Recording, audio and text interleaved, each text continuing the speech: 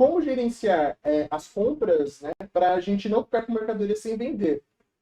Quanto certo assim seria a gente comprar daquilo que entrou do caixa, né? Ou do quanto a gente tem ali no nosso caixa? Uhum. Qual seria o ideal? Assim? Então, a ideia das compras, né, a gestão das compras, ela basicamente inicia uma história dentro da empresa, né? Seja uma indústria, seja uma rede de lojas, por exemplo. Por exemplo, as compras, elas são variáveis, né, na maior parte do tempo. Tanto, por exemplo, para a indústria, quando ela vai fazer compras de insumo, matéria-prima, ela vai atender uma demanda futura ou projetada que ela tem. Então, ela compra a matéria-prima, ela compra os insumos para produzir, então, entregar um produto. Da mesma forma, quem é um lojista, ele vai comprar um produto acabado, né? Nesse caso, por exemplo, os nossos clientes da Mix Nativa vão comprar os nossos produtos acabados já para fazer a revenda desse produto e aí sim ter o seu continuidade financeira, né? Sua saúde financeira ser mantida. A ideia das compras é que ele seja um aliado, jamais um inimigo da empresa. É através das compras e das vendas que se faz esse ciclo, né? Esse ciclo de venda. Então, a metodologia de compras ideal, teoricamente, assim, do aspecto técnico financeiro, Sim. seria a empresa ter uma demanda projetada, ela conhecer os seus números de vendas. Porque a compra, ela é o primeiro patamar dessa história de vendas. Então você vai vender aquilo que você comprou ou que você produziu. Se você comprou uma quantidade menor do que a demanda precisa, você não vai atender os seus clientes, né? Se da mesma forma, se você comprar demais, isso vai ser um inimigo para você, porque você vai gerar um estoque, um ativo, mas você vai ter contas a pagar.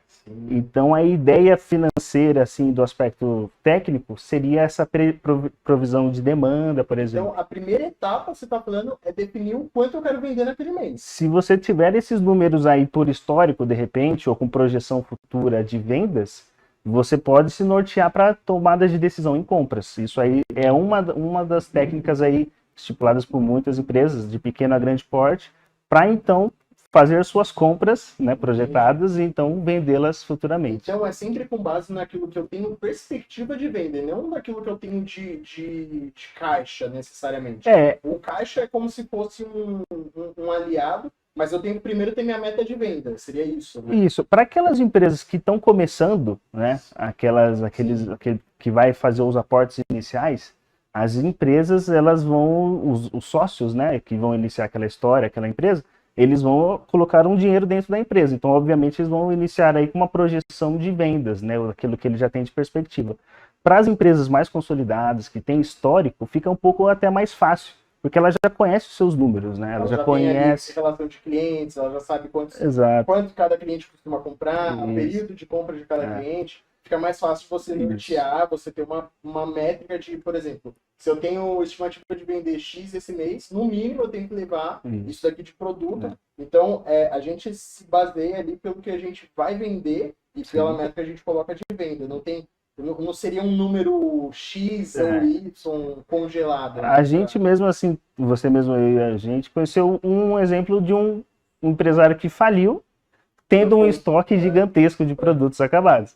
A gente aqui, né, aqui na região do Brasil mesmo, inclusive, claro que não vamos citar quem, mas por quê? A gente entrou no galpão dele simplesmente um estoque gigantesco de matérias-primas, de produtos acabados, de aviamentos.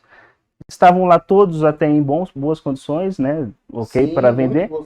Porém, o empresário faliu porque ele de repente não tinha demanda, ele teve uma projeção talvez muito fora do que ele já vinha fazendo. Então são N fatores que podem acontecer. Também, de repente, a falta de não trabalhar outras áreas da empresa, como marketing, de repente, isso pode ocasionar na falta de demanda. Também não trouxe essa demanda, né? O papel do marketing. A gente hoje coloca que a demanda, a gente também, antigamente ela era mais ou menos assim, o cliente vinha muito atrás de você, né? Sim. Hoje, ela quase tem que ser gerada, porque o cliente ele é bombardeado de informação a todo instante. Exato. Se você também não chamar a atenção do cliente para poder criar essa demanda, né? Você não tem venda e aí você comprou o estoque à toa. Essa coisa muitos lojistas têm essa dúvida, né? Da gente, de como não ficar com peças paradas, como fazer compras assertivas, às vezes quer esgotar a coleção.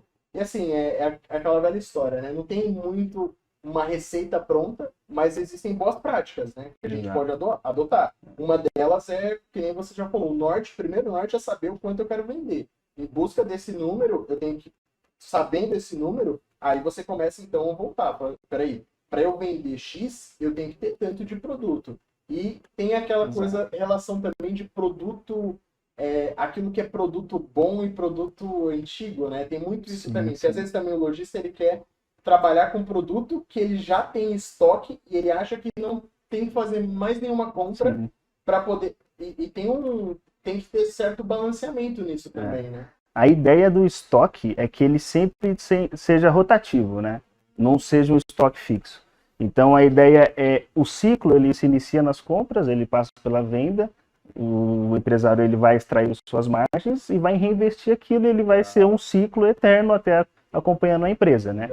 Para isso acontecer, o estoque ele também entra nessa rotatividade. Não tem como você fazer esse ciclo de crescimento da financeira da empresa se você não manter um estoque fixo parado e não reinventar, não ver nova demanda, também, né? Não investir em novos produtos, né? Então a ideia até, não só dos lojistas, né? Quem trabalha com moda, por exemplo, é sempre ter um produto novo, que está na tendência, o que o público dele está pedindo, né? Legal. Então... Legal que até o financeiro tem esse ponto de vista, viu, gente? Que vocês têm que investir em coleção nova. Não adianta querer trabalhar com... Inclusive, na Mix Nativa tá tendo lançamento hoje, tá? Corram para dar uma conferida lá no telefone, no WhatsApp da sua vendedora.